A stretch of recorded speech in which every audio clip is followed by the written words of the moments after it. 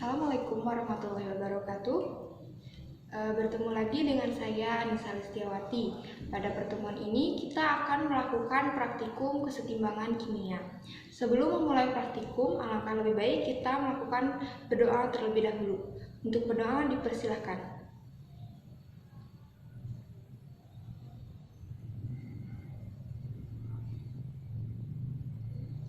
Selesai. Nah, sebelumnya kita sudah mempelajari mengenai kesetimbangan kimia berikut dengan tetapan kesetimbangan gas dan tetapan kesetimbangan tekanan perhitungannya. Nah, sekarang pada pertemuan terakhir menjelang UAS kita akan melakukan praktikum kesetimbangan kimia. Nah, awalnya kita akan melakukan praktikum ini langsung secara luring di sekolah di lab Laboratorium Kimia SMA Negeri 1 Soreang.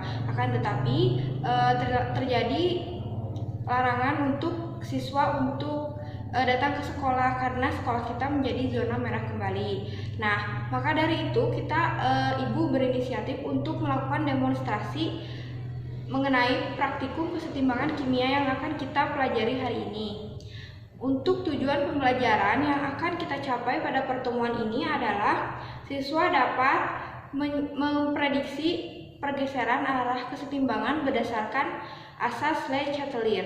Juga siswa dapat melakukan praktikum pergeseran kesetimbangan berdasarkan asas Le Chatelier. Lalu terampil dalam melakukan praktikum dan memahami penggunaan alat dan bahan yang akan digunakan. Kemudian siswa dapat mengemukakan hasil percobaan yang telah dilakukan. Nah, untuk manfaat pada pertemuan kali ini yaitu kita akan memahami bagaimana terjadinya pergeseran kesetimbangan yang dalam kehidupan sehari-hari dilakukan dalam industri. Nah, baik kita mulai saja.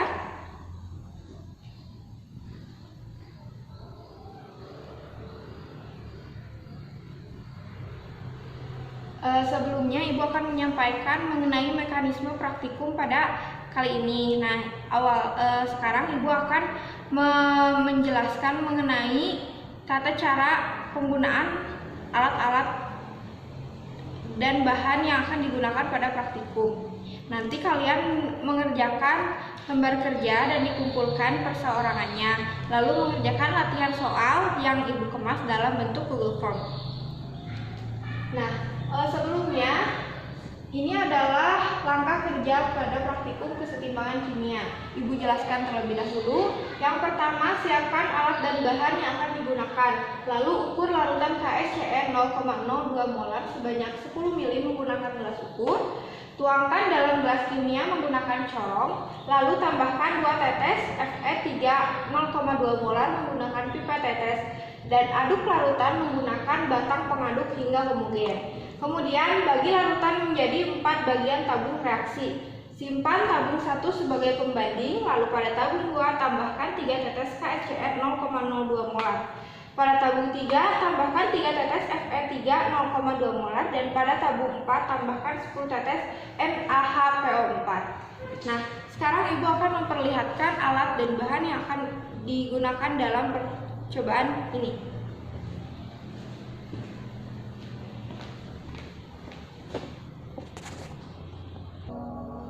Nah, untuk alat dan bahannya ini ada botol semprot. Ini diisi dengan Aquades. Lalu bahannya itu ada FeCl3, ada KSCN yang sudah Ibu masukkan ke dalam gelas ukur 10 ml. Lalu ada batang pengaduk, corong. Ini ada gelas kimia sebanyak 4 buah, lalu ada pipet tetes untuk memipet larutan, lalu ada rak tabung dan ada tabung reaksi sebanyak 4 buah. Nah, yang pertama kita lakukan adalah ukur larutan KSCN 0,02 molar sebanyak 10 ml menggunakan gelas ukur. Nih, di sini tampak larutan KSCN berwarna kekuningan.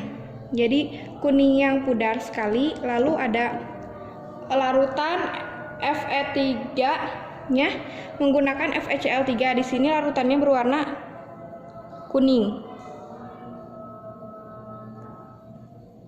Lalu ada larutan NaHPO4. Ini tidak berwarna ya. Baik, lanjut saja. Setelah diukur larutan KSCN ini, tuangkan ke dalam gelas kimia menggunakan corong. Kita tuangkan.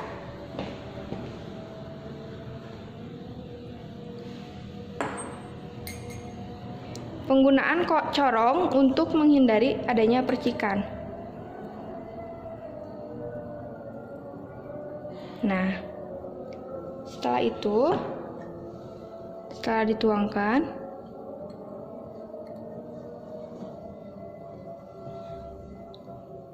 tambahkan 2 tetes Fe3 0,2 molar menggunakan pipet tetes. 2 tetes.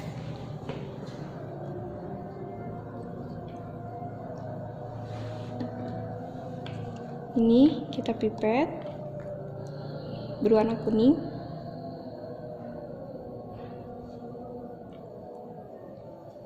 Dua tetes saja ke dalam larutan ini. 1, 2. Nah, terbentuk larutan berwarna kecoklatan. Kita aduk menggunakan batang pengaduk.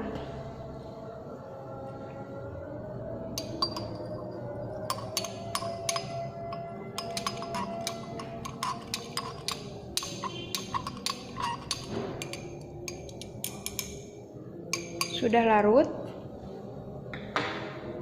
Ini tampilan dari larutan KSCN yang ditambahkan Fe3 sebanyak 2 tetes. Setelah itu, bagi larutan menjadi 4 bagian tabung reaksi. Kita bagi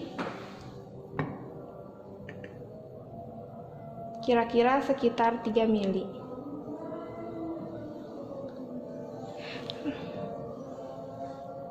Kita pipet saja.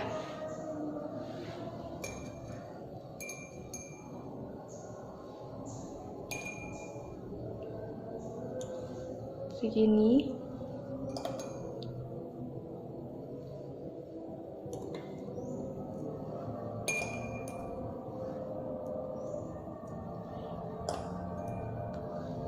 Kita bagi rata saja.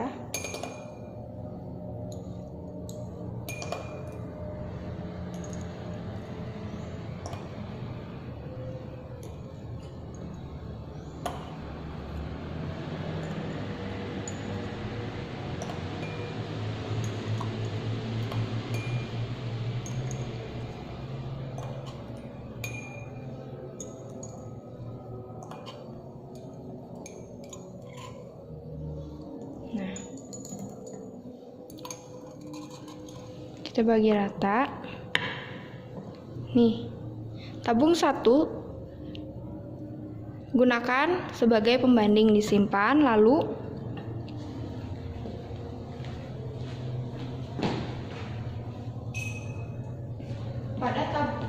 pada tabung 2 ditambahkan 3 tetes KSCN 0,02 molar.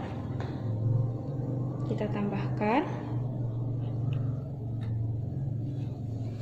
3 tetes.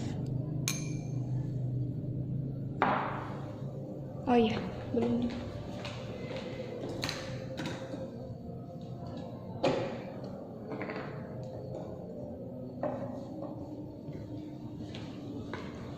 Ini tabung 2 ya.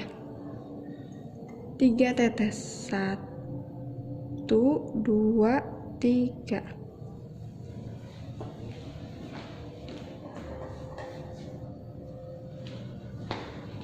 Lalu kita amati perubahan yang terjadi.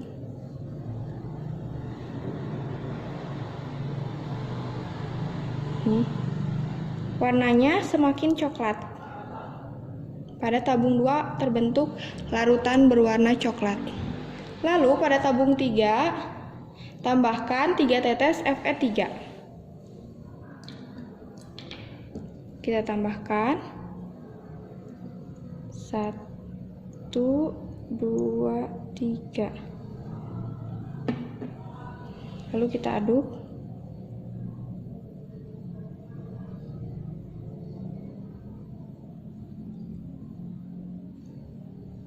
Warnanya menjadi kehitaman ya. Lalu ini kita tambahkan 10 tetes NaHPO4. Ini NaHPO4. Kita tambahkan 10 tetes. 1, 2, 3, 4, 5, 6, 7, 8, 9, 10. Lalu kita aduk.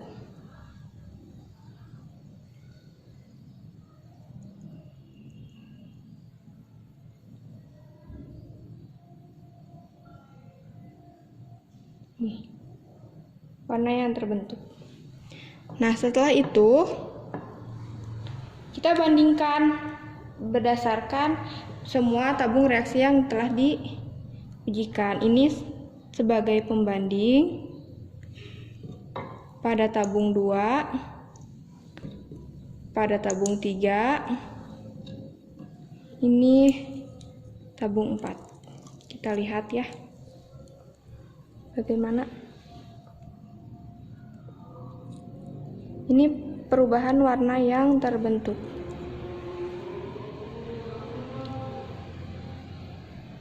Tidak fokus. Nah, dapat diamati jika langsung oleh mata ya. Pada tabung 2 ini warnanya menjadi kemerahan. Yang tabung 1 pembanding coklat, ini kemerahan. Sedangkan pada tabung 3 warnanya menjadi hitam, gelap sekali. Dan pada tabung 4 jadi tidak berwarna, pudar warnanya.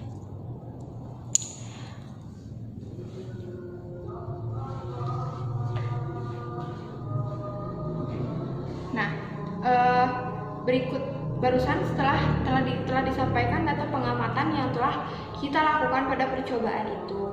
Nah, mungkin cukup sekian demonstrasi pada pertemuan kali ini. Akan dilanjutkan kembali pada pembelajaran dengan Zoom meeting. Terima kasih atas perhatiannya. Mohon maaf atas kesalahannya. Wassalamualaikum warahmatullahi wabarakatuh.